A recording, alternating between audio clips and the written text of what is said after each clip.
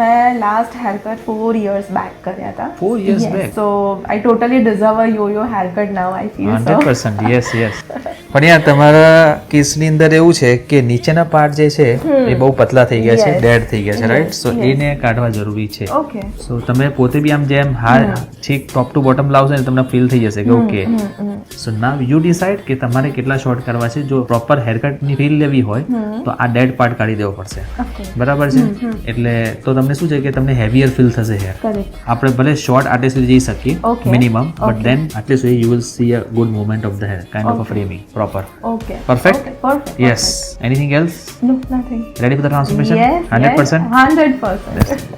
Okay, so here is your final look. Length maintain કરીને see the change. Thank you. Right? Well deserved. Much needed. Perfect છે? Perfect.